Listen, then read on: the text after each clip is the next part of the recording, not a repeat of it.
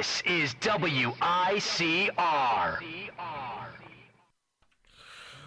All right, we're back for our second segment of The Rock is On. I'm your host, The Rock, and we're still gonna get into we're still gonna be on the topic of baseball. And as I discussed in my previous segment, I talked about the Cubs a little. Now I'm gonna talk about the up and coming team of the New York Mets. Our New York Mets, New York's Mets, my favorite team, of course. The Mets. You go back to the trade deadline from last year with, you know, and you go back to that series against the San Diego Padres in that game in which they were winning 7-1 and they blew it and they had two rain delays and they were just one strike away and Jerry's Familia gave up the go-ahead 3-run homer to Justin Upton. As that time, as a Met fan, you cringed.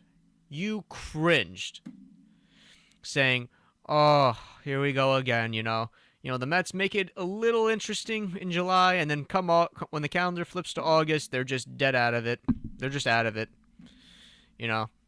Then we gotta watch the Mets play we gotta watch this garbage of a team play for another 2 months, for another roughly 60 games. What else is new? But that all changed last year when Sandy Alderson acquired Yoenis Cespedes from the Detroit Tigers. His presence was just unbelievable. And you saw he made just an absolute difference in the Mets locker room.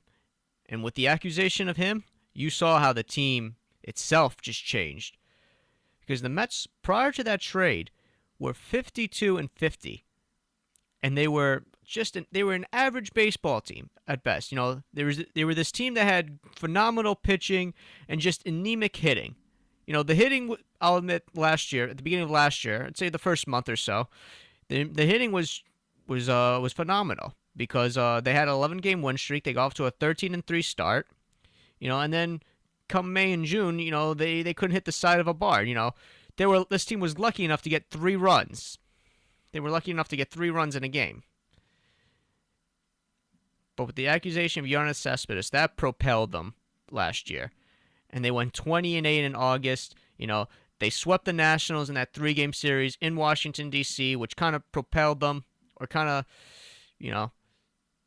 erased any hope of the Nationals, trying to make the NL East division interesting, or make the division race come down to the wire.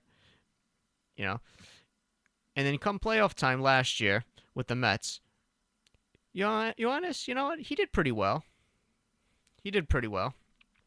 Until the World Series, of course, because the Mets, let's be honest, the main reason why the Mets went to the World Series last year was the Babe Ruth-esque of Daniel Murphy. Or Daniel Murphy just all of a sudden turned into Babe Ruth for a few weeks prior to the World Series, and he hit 7 home runs, was batting over 400.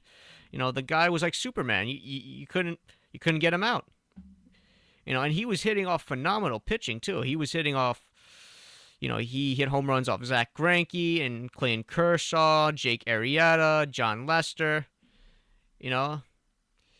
But as a Met fan, you have to admit Murphy was the main reason why the Mets went to the World Series last year. Cespedes got us to the playoffs. He got the Mets to the playoffs. Put him over the hump. But Murphy led them to the World Series. Now, going into this year, I have one question for the Mets and this team. Can the 2016 New York Mets handle can handle the role of being the hunted? And what I mean by that is every other team in the National League is going after them. Is going to try to do whatever they can to knock them out of the playoff hunt. Knock them out of the playoff hunt, World Series, whatever, because they're the defending National League champions. All right? Now, last year, the Mets, none of the Met players, or other than, I guess, the exception of David Wright, never understood what it was like to be in a playoff situation or play in front of a playoff crowd or whatever that case was. They were the hunters. Everyone last year was trying to knock the Giants out because they won the NL pennant and they won the World Series in 2014. But now this year the the team that every team the team that wants that how can I say it? The, the team in the National League that wants to knock out the Mets, or that wants to knock out the team that's the hunted is the Mets. Well, tongue twister.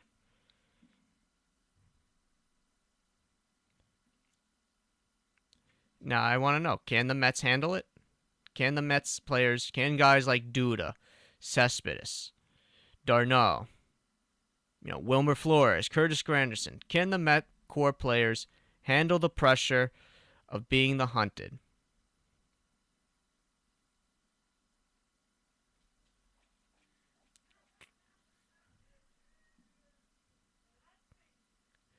Because because we'll see.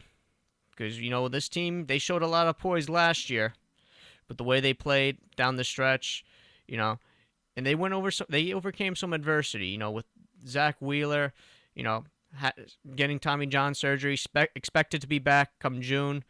Um,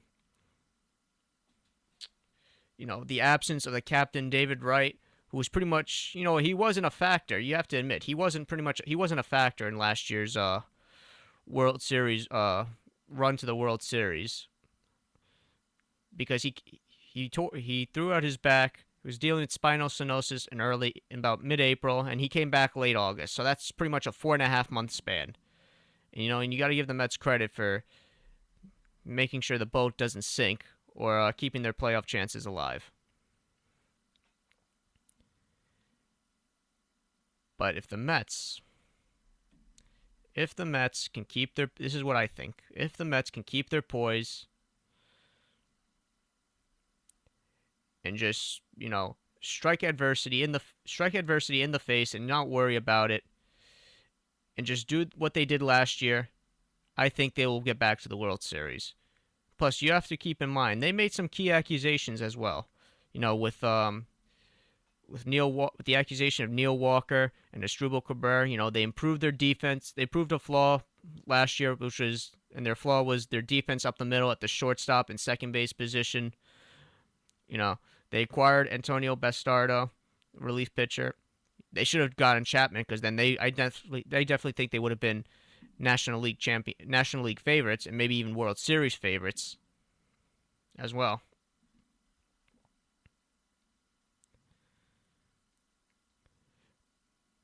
But the Mets, they got to understand they're going to be there. A lot of all these teams like the Giants, the Cardinals, and even the Cubs.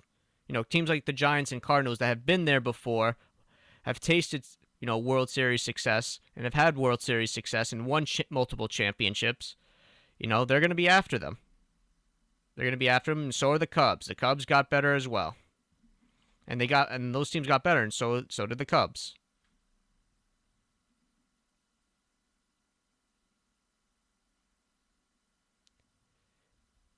But I think if you're a Met fan, you should feel optimistic because, granted, and I think Terry Collins can get the job. I think Terry, he learned. Now I get it. I think Terry can manage this team to a championship. Now, look, I understand some people are going to give him grief for what he did with Matt Harvey in Game 5 and giving in to him or letting him stay out too long.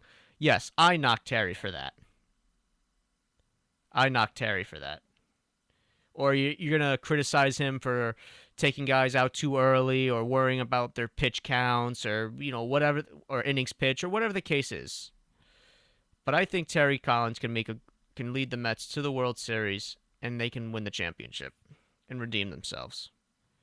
Plus, you got to keep in mind, you got Cespedes back, and your bench this year is way, and I mean by way much better than it was going into last year. Because last year you had like what, Kevin Plawecki, Daryl Siciliani, um, what's his name, Eric Campbell, John Mayberry Jr. There was a point last year, and this was like early in April. The Mets were playing the Braves. They had their cleanup hitters consisted of Eric Campbell, John Mayberry Jr., and I believe it was Daniel Murphy. Was it Daniel Murphy? Well, I don't know, but they had. I remember they had Eric Campbell at the time was like batting 200, and he was the cleanup hitter. I still laugh about it to this day. But like I said, I think the Mets. I think with Terry Collins and with the pieces they acquired, and obviously the big one being retaining Yoenis Cespedes back. Yoenis Cespedes. Getting him back was crucial. I think the Mets they have a legitimate chance of winning the World Series, and I think they can handle that role of being the hunted and having all the teams in the National League trying to knock them out and try to beat them. That concludes our second segment of The Rock is On, and we'll be right back.